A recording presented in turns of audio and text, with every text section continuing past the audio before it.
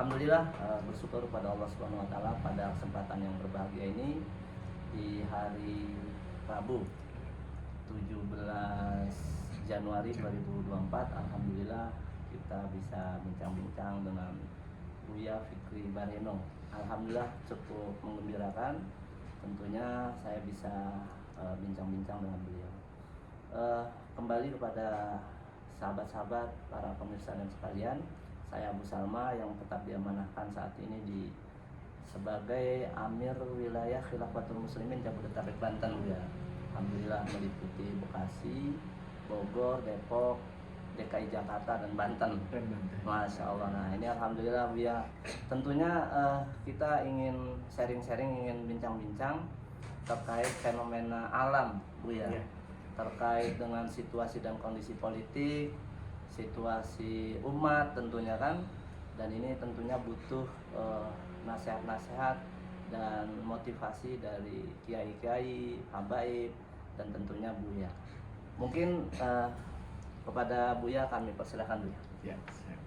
Assalamualaikum warahmatullahi wabarakatuh. Waalaikumsalam warahmatullahi wabarakatuh. Innal hamdalillah nahmaduhu wa nasta'inuhu wa nastaghfiruh wa na'udzu billahi min shururi anfusina min sayyiati a'malina may yahdihillahu fala mudilla lahu wa may yudlil fala hadiyalah. Asyhadu an la ilaha illallah wahdahu la syarikalah wa asyhadu anna Muhammadan abduhu wa rasuluh. Allahumma shalli wa sallim ala Muhammad wa ala alihi washabihi ajma'in, amma ba'd.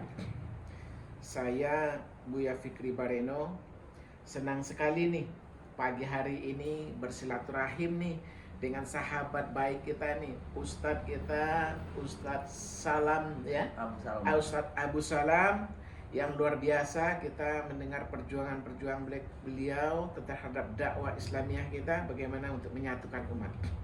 Jadi kebetulan beliau meminta nasihat yang terbaik untuk umat kita kondisi hari ini, Ustaz. Ya, mudah-mudahan pertemuan ini kita bisa, dari bincang-bincang ini kita bisa menyampaikan nasihat yang terbaik buat agama, bangsa dan negara dan rakyat kita, terutama lebih-lebih lagi mungkin umat Islam kita. Hari ini kita kan sedang dihadapkan dengan situasi sedang menghadapi pemilihan presiden, ya kan? Betul. Pemilihan legislatif, pemilihan DPD-nya. Intisarinya adalah ini adalah pekerjaan konstitusi yang sedang berjalan. Kita sebagai rakyat, apa kira-kira yang harus kita lakukan? Para alim ulama, apa yang bisa diberikan tuntunan kepada umat, kan begitu saja. Yang pertama sekali, karena anak dari Majelis Ulama Indonesia, Ustadz ya, dia MUI Pusat, pada tahun 2019 ada istimewa ulama di Padang Panjang ketika itu 26 Januari 2009. Dalam memilih pemimpin menghadapi era pilpres, pileg, dan pemilu itu, MUI sudah memberikan tuntunan bagaimana sikap rakyat dan umat Islam untuk menghadapi itu. Yang pertama, dalam memilih pemimpin bagi umat Islam itu adalah satu kewajiban. Karena apa? Karena Rasulullah telah memberikan contoh bagaimana pentingnya memilih pemimpin. Rasulullah 10 tahun di Madinah memimpin umat dari masjid, jadi kepala negara juga, pemimpin agama juga, merangkap dua-duanya Rasul pimpin langsung. Jadi imam salat, imamnya daulah. Begitu pentingnya kepemimpinan. Akhirnya dengan begitu Islam hanya 10 tahun Ustaz berjaya. Ke seantero negeri. Kemudian begitu Rasulullah wafat, kemudian maka Muhajirin dan Ansar tidak langsung menguburkan Rasul. Ya. Karena pentingnya pemimpin pengganti. Rasul wafat, padahal Islam memerintahkan, Rasul selalu memerintahkan kalau ada mayat yang wafat, ada manusia yang meninggal, yang wafat, segerakan makamkannya. Tetapi ketika Rasul wafat itu tidak dilakukan. karena para sahabat ingin tahu harus ada pengganti Rasulullah. Penting pemimpin di tengah umat. Akhirnya bermusyawarahlah Muhajirin dan Ansar. Hari pertama itu Rasul tidak dimakam, hari kedua tidak dimakam, hari ketiga baru dimakam. Itu baru dapat pemimpin dari hasil kajian sahabat itu Muhajirin dan Ansar. Tidak ketemu nih siapa pemimpin pengganti dia. Ternyata di antara sahabat berpikir, oh mungkin ketika Rasul sebelum wafat udah nggak kuat memimpin salat itu, pemimpin salat diamanahkan kepada Abu Bakar Siddiq misalkan. Nah, itu mudah-mudahan merupakan sinyal dari Rasul, orang yang terbaik di tengah umat ketika itu adalah Abu Bakar Siddiq. Akhirnya Abu Bakar Siddiq diamanahi untuk memimpin selanjutnya. Dan para sahabat Muhajirin dan Ansar sepakat mengangkat Abu Bakar Siddiq karena memang hasil diskusi mereka, hasil syuro mereka itu bahwa Muhajirin dan Ansar yang terbaik di antara umat ketika itu adalah Abu Bakar Siddiq. Jadi pelanjut Rasulullah adalah orang yang terbaik di tengah umat. Nah, akhirnya Abu Bakar Siddiq yang menjadi pemimpin. Nah, terkait dengan istimewa ulama kita tadi yang di Padang Panjang itu, memilih pemimpin itu adalah orang yang terbaik di tengah umat. Apa menjadi kriterianya? Alat ukurnya pertama terbaik di bidang berimannya, keimanannya harus yang terbaik. Kalau kita ada 3 paslon misalkan, siapa yang terbaik imannya di antara 1, 2, dan 3. Begitu juga DPRD, DPR provinsi kita, DPD kita, siapa yang terbaik iman di antara mereka-mereka yang maju. Itu yang dipilih sesuai tuntunan agamanya. Kemudian yang takwa, siapa yang terbaik, tertinggi ketakwaannya. Kalau paslon 1, 2, dan 3, siapa yang lebih bertakwa, itu yang dipilih semua. Begitu juga ada yang kriteria lainnya, siapa yang siddiq, yang paling jujur itu siapa. Ini bisa dilihat dari rekor masing-masing. Siddiq, tablik, siapa yang paling tablik, yang paling komunikatif, yang paling aspiratif di tengah-tengah umat. Nah, itu yang harus dipilih. Siddiq, tablik, amanah, siapa yang paling amanah di tengah umat. Keamanahannya itu yang dilihat dari track recordnya, sehingga kita bisa memutuskan, oh ini dari capres yang 3, oh ini yang paling amanah. Siddiq, tabligh, amanah, fatanah, yang cerdas. Nah, ini kan bisa kita lihat dari latar belakang pendidikannya, kecerdasannya, dari bagaimana dia terrekod dia ketika dia memimpin sebelumnya. Nah, di zaman sekarang ini kan ada namanya jejak digital. Jejak digital itu. Nah, itu bisa diketahui. Bisa ketahuan siapa pemimpin terbaik di antara mereka, bisa kita lihat. Dan yang ketujuhnya menjadi kriterianya itu menjadi alat ukur memilih pemimpin itu adalah yang memperjuangkan kepentingan Islam. Nah, jadi siapa di antara pemimpin yang sedang berkompetisi maju itu, siapa yang paling memperjuangkan kepentingan Islam, itulah yang harus dipilih sama umat Islam. Jadi tidak bisa kita memilih sembarangan pemimpin, karena Al-Quran dan Sunnah telah memberikan tuntunan dengan yang dirumuskan dari Majelis Ulama Indonesia dalam Istimewa Ulama Padang Panjang 2009 itu 7 kriteria untuk memilih pemimpin: beriman, bertakwa, siddiq, tabligh, amanah, fatanah, dan memperjuangkan kepentingan Islam. Dan insya Allah dari calon-calon pemimpin kita bisa melakukan alat ukur itu, sehingga kita umat kita, para ulama kita bisa memberikan tuntunan kepada umat siapa yang paling tepat untuk dipilih di antara pemimpin-pemimpin yang maju. Jadi pemimpin yang dipilih pastilah terbaik di bidang agamanya, di bidang akhlaknya, di bidang pengamanannya. Jadi begitu juga dalam kita, ya seluruh level harus kayak begitu, karena ini memang ketika kita memilih pemimpin tidak sama dengan ketika kita hadir di restoran, semua makanan telah disajikan, lalu kita bisa pilih yang kita suka, bisa kalau makanan. Tetapi kalau dalam memilih pemimpin dalam Islam sudah ada tuntunannya ya Ustaz, ya kan?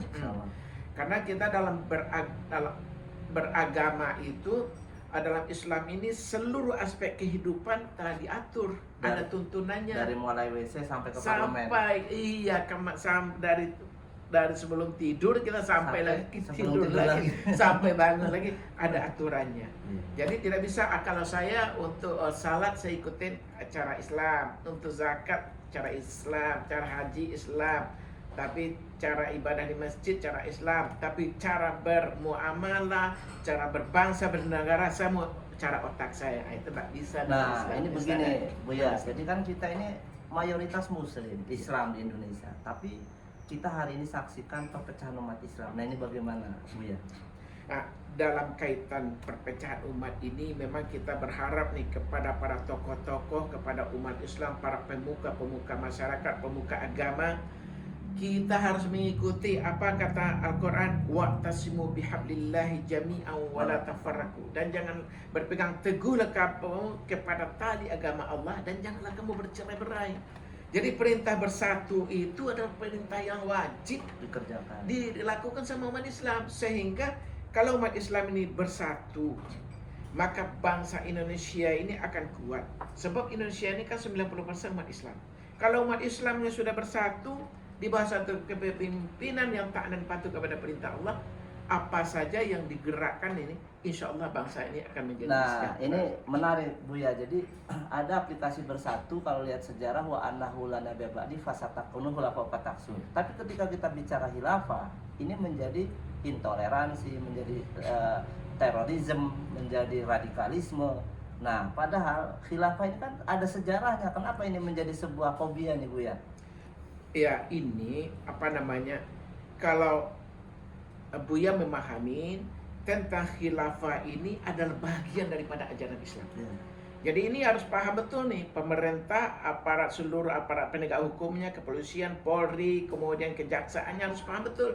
Ketika umat Islam ingin menegakkan khilafah, artinya dia menegakkan ajaran Islam, Al-Quran dan Sunnah. Jadi dan pasal 29 ayat 2. Pasal 29 ayat 1 dan 2 itu Iya. kebebasan. Begitu juga Pancasila, ketuhanan yang Maha Esa. Negara menjamin umat Islam ini melaksanakan seluruh ayat-ayat Al-Quran itu dan Sunnah itu dalam seluruh aspek kehidupan. Masya Allah. Itu Ustaz. Jadi sementara khilafah itu kalau kita buka buku fikih itu satu bab itu dibahas tuntas. Semua umat Islam wajib mempelajari khilafah itu. Begitu juga dalam siasat syariah, ya kan? Dalam politik Islam khilafah diajarkan. Artinya khilafah ini adalah ajaran persatuan. Di mananya yang salah? Cuma hari ini karena adanya kelompok-kelompok, boleh jadi rezim juga salah mendengar kiri kanannya, sehingga mengkriminalisasikan ajaran khilafah. Padahal ajaran khilafah ini ajaran yang mulia.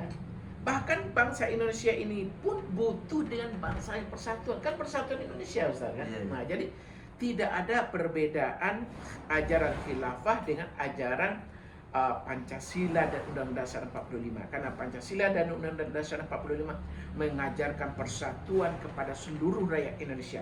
Sementara juga khilafah memerintahkan untuk bersatu.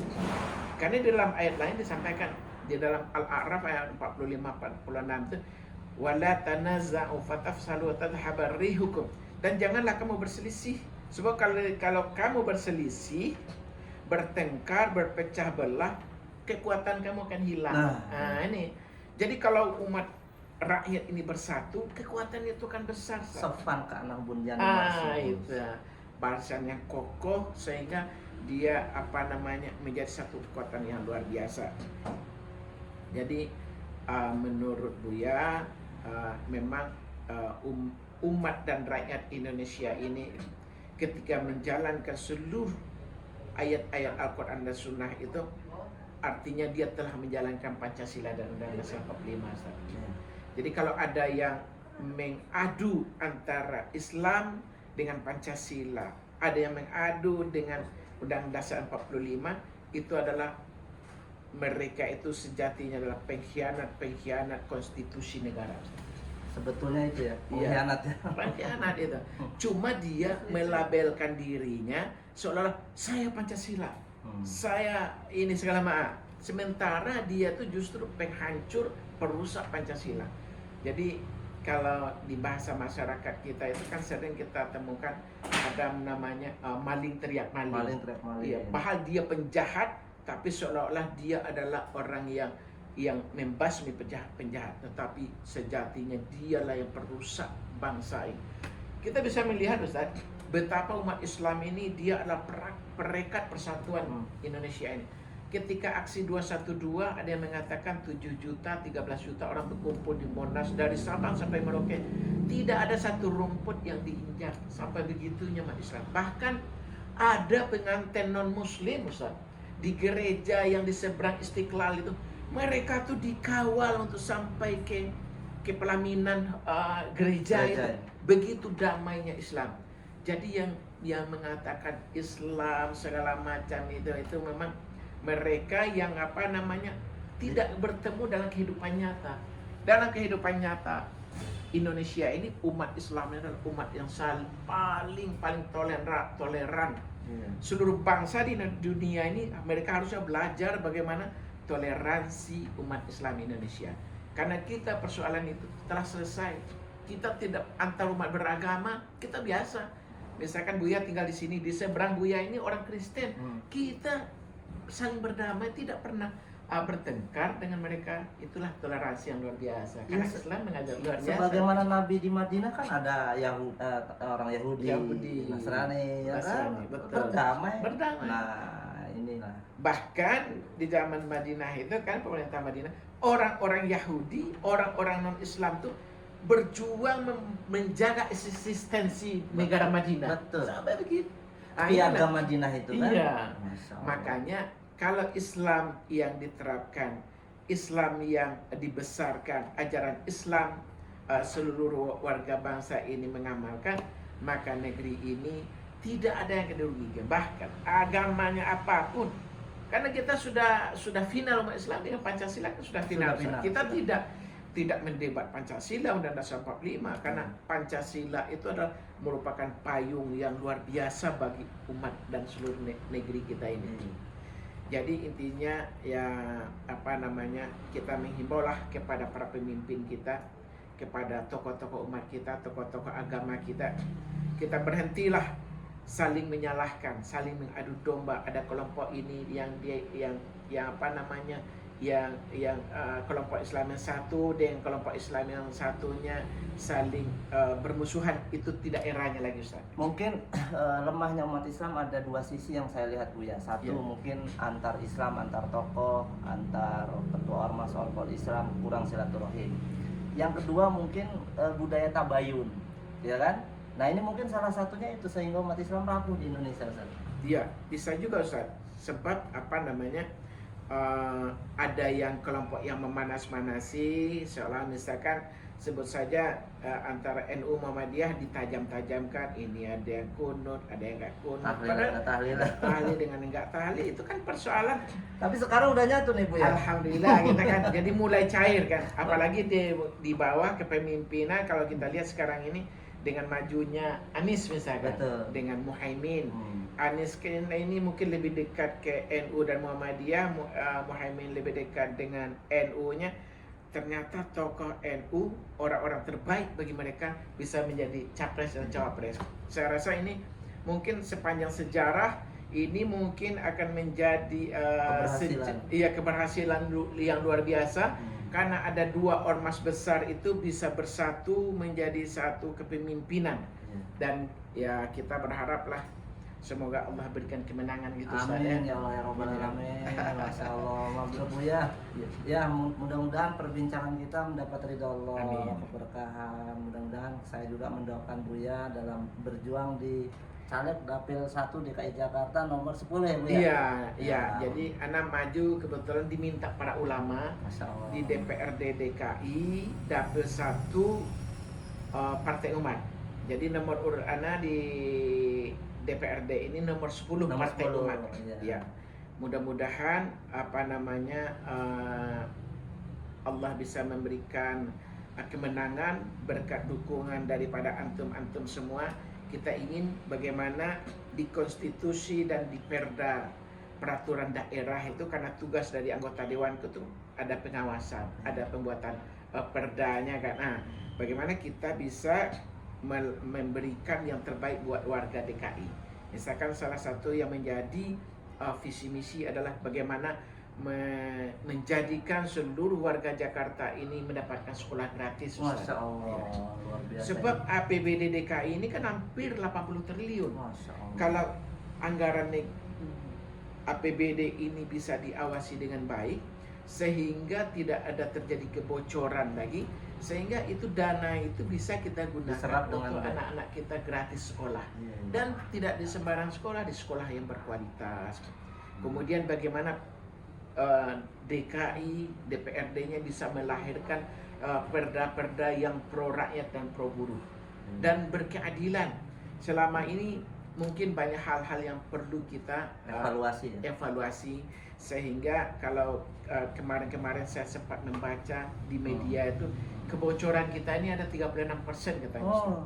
Coba kalau misalkan kalau saja DKI kita tidak tahu persisnya berapa terjadi kebocoran, tapi kalau misalkan ada 36% bisa ada 30 triliun lebih dana yang tidak efektif penggunaannya.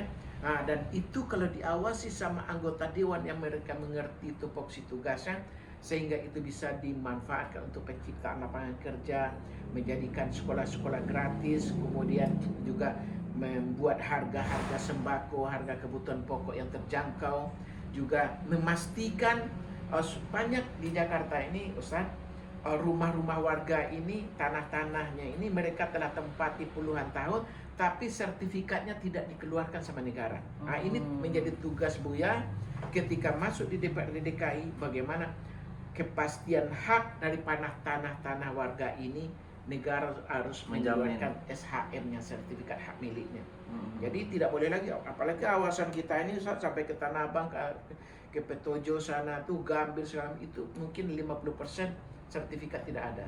Nah, kemudian bagaimana juga misalkan kita bisa memperjuangkan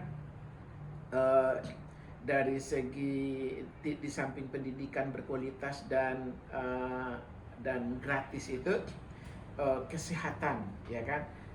Itulah yang menjadi gagasan kita, sehingga perubahan betul-betul ada di hadapan diterima oleh masyarakat kita ke depan, sehingga APBD kita yang besar bisa dimanfaatkan untuk kesejahteraan daripada warga Jakarta. Nah, visi misi ini kan mestinya harus tersampaikan kepada khususnya masyarakat DKI lah, karena memang Buya di DKI kan ya. Iya, Nah, ini perlu sosialisasi mungkin dengan selebaran, dengan media-media begitu Buya. iya. Dan mungkin juga ya butuh dengan sahabat-sahabat yang lain ini ya. Iya. Bisa membantu bekerja sama sehebat-hebatnya Buya, kalau tanpa dukungan kan sehebat-hebat Nabi Muhammad umat tidak mendukung, Iya. syariat tidak tegak. Nah, Betul. maka kita kan tetap butuh dukungan siapapun. Betul. Nah, begitu Buya. Dan mudah-mudahan Buya bisa berjalan dengan lancar Amin. ini. Amin. Insyaallah. Amin ya rabbal alamin. Iya. Mudah-mudahan nanti sahabat-sahabat yang menonton Ustaz ya, Ya, insyaallah. bisa menyebarluaskan visi misi, juga bisa menyebarluaskan nanti Buya kirim kepada Ustaz Abu Salam, Abu Salma. tentang visi misi, tentang dukungan dari para ulama, nanti Insyaallah. biar nanti para sahabat-sahabat bisa Menyaksikan membagikan ya. ke masyarakat DKI kita Ustaz ya. Insyaallah ya baik. Mungkin kita cukupkan Buya ya. Siap, Ya, siap. alhamdulillah kita akhiri dengan hamdalah dan doa kafaratul majelis. Alhamdulillah. Amin. Subhanakallahumma wa bihamdika asyhadu an la ilaha illa anta astaghfiruka wa atubu ilaik. Waalaikumsalam Demikian dari saya, kami akhiri wabillahi taufiq wal hidayah. Assalamualaikum warahmatullahi wabarakatuh. warahmatullahi wabarakatuh.